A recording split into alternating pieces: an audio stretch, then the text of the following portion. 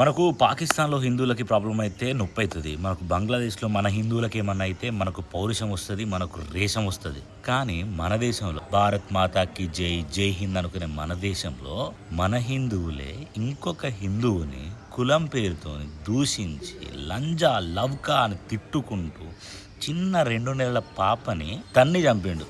So ఇప్పుడు మనం ఏం చేయాలి మరి? మనందరం మందాయి చేద్దామా? మనందరికీ సిగ్గు లేదు, మేమందరం హిందువులం కాదు, మేము కులపిచ్చి నా కొడుకులం అని చెప్పేసి జనాలందరికీ చెప్పుకుందామా? మా దేవుడు మాత్రం మమ్మల్ని మతం కులం అని వేరు చేయకండి అని చెప్పినా సరే మేము కులంలో పుట్టినామని ఎవడో పై కులం వాడు చెప్పిండు కాబట్టి మేము కులాన్నే పట్టుకుంటాం, మాకు ఈ మతంలో స్వేచ్ఛ సమానత్వం వద్దు అని అందరికి చెప్పుకుందామా?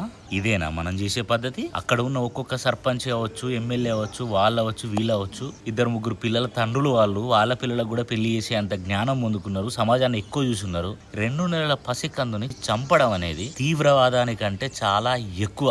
ఈ మతం కులం, మతం చుట్టూ రాజకీయం, రాజకీయం చుట్టూ కులం ఇంకెప్పుడు బాగుపడుతుంది? ఈ చదువుకున్న సన్నాసి ఎదవల్లారా మీరు కూడా కాలేజీలలో కులం మతం అని చెప్పేసి జేజేలు కొట్టుకుంటూ తిరగబడుతుంది. డెవలప్మెంట్ గురించి ఆలోచిద్దాం, సమానత్వం గురించి ఆలోచిద్దాం, స్వేచ్ఛ గురించి ఆలోచిద్దాం.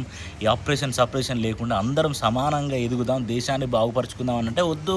నాకు నా దేవుడే గొప్ప, నాకు నా దేవుడే గొప్ప అని చెప్పేసి ఈ 3 వర్గాల మత ప్రచారకులు ఎవరైతే ఉన్నారో వాళ్ళు కొట్టుక చేస్తున్నారు, జనాలను కొట్టుక చంపుతున్నారు. ఇంకా దేశం సర్వం భారత్ మాత అని మాతకు చేకొట్టి పిల్లల్ని చంపడం కులపిచ్చితోని బతుకులల్ల సావండ్రా.